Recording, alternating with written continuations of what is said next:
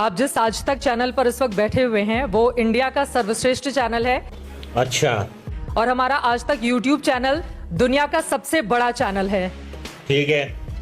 तो आप इस लिहाज से इसको छोड़ सकते हैं कि हम जो भी मुद्दे होते हैं, चाहे आपसे जुड़े हुए, सत्ता पक्ष से जुड़े हुए, वो लोगों तक पहुंचाते हैं। चलो भाई, देखो अब मैं क्या करता हूँ। जूम करो। आपने जैसा कहा कि आज तक दुनिया का सबसे बड़ा चैनल है, देश का सबसे बड़ा चैनल है, मैं आपको बधाई देता हूं। मैं उस दिन का भी इंतजार करूंगा कि दुनिया का सबसे सच्चा चैनल बने। मजा आया। सबसे सच्चा और अच्छा ही है। इतना छोटा पहले कभी नहीं हुआ होगा। तभी मैं देखता हूं कि यूट्यूबर्स की जो व्यूशिप है वो न जाने कहां पहुंच रही है। ये बात मैं भी नहीं छिपा सकता। बात तो सही है। ये बात तो आप भी जानते होंगे। सर वही तो आंकड़ा मैं दे रही हूँ कि क्योंकि 55 आपको मिलियन बोलना को- पड़ा है चैनल के बाद यूट्यूब चैनल। अरे बाप रे, ये तो धोती खोल रहा है। तो केवल एक चीज, आपका यूट्यूब नहीं, जनता आज सच स्वीकार कर रही है, अच्छा सुनना चाहती है।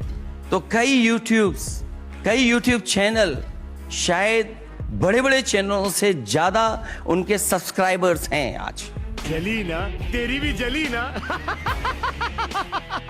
190 दिन बाकी हैं लोकसभा के चुनाव में और उसके ठीक पहले 4 राज्यों के विधानसभा चुनाव भी होने हैं। आप लोग लगातार लगे हुए हैं, लेकिन परिवारवाद जिसको लेकर बीजेपी लगातार हमलावर है कि परिवारवाद क्विट इंडिया प्रधानमंत्री की ओर से कहा गया। अच्छा, तुष्टीकरण के मुद्दे पर कांग्रेस और आप पर सीधा वार है और भ्रष्टाचार को बार बार उनकी ओर से उठाया जाता है कि भ्रष्टाचार चूंकि ये लोग कर रहे हैं, डरे हुए हैं, इस वजह से अपने आप को बचाने की कोशिश है। आम लोगों से इनका कुछ भी लेना देना नहीं है। तो पहले मैं किसका जवाब दूं? अध्यक्ष के बाद अध्यक्ष कौन बनेगा, पार्टियों में सबसे बड़ा चेहरा कौन होगा, इसको लेकर बीजेपी आप लोगों से सवाल क्या पूछती आप है। इलेक्शन कमीशन के जो तरीके हैं पॉलिटिकल पार्टीज को काम करने के, उस पर सवाल खड़ा कर रहे हैं आप? मुझे अपने घर जाना है। मुझे घर जाना है। अध्यक्ष चुना जाता है, नॉमिनेटेड नहीं होता है। ये बात आपको पता होनी चाहिए। और जो लोग परिवारवाद की बात कर रहे हैं उन्हें ये पता होना चाहिए कि हम लोकसभा की टिकट दे सकते हैं, चुन करके लोकसभा में नहीं भेज सकते किसी को। ये बड़ी अच्छी बात कही आप। ठीक वो है। जनता ही भेजती है। इसलिए बीजेपी दूसरों पे उंगली उठा करके अपनी कमियां ना छिपाए। अगर आज देश में सबसे बड़ी परिवारवाद पार्टी अगर कोई है तो वो भारतीय जनता पार्टी है। बेकार है भैया, मैं तो टूट गया मैं तो, अब खत्म हो गया यार मैं तो। मैं तो आपसे कहूंगा कि आप वो लंबी सूची जारी कर दीजिए अगर ये सच्चा चैनल है कि बीजेपी का परिवारवाद कितना बड़ा है।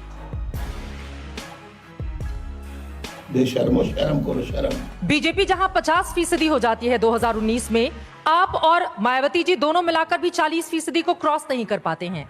ऐसी मजबूत पार्टी से अखिलेश जी कैसे लड़ेंगे आप लोग? लोग तेरे को बताते तेरी माँ।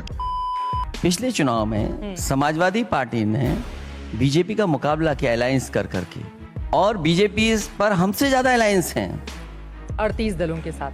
नहीं, यूपी में भी यूपी हैं। में, जी। तो आपके लोग- सोचिए कितने कमजोर हैं।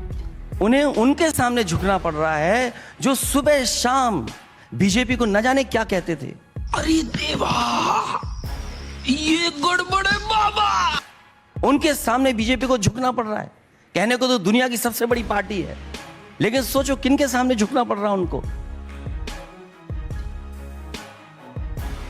गजब बेइज्जती है। पीछे मुड़ करके हम देखें, अगर दिल्ली के 10 साल, यूपी के 7 साल हो जाएंगे, आखिर जनता को मिला क्या? जो बातें कही गई, क्या किसान की आय दोगुनी हो गई? तो मैं जिनसे ब्याही हूँ वो खेती करते हैं। लवणेन भोज्यम।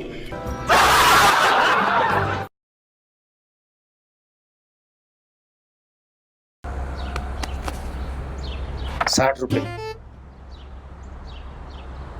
यार ये पेमेंट्स कितनी आसान हो गई ना। सही बोला।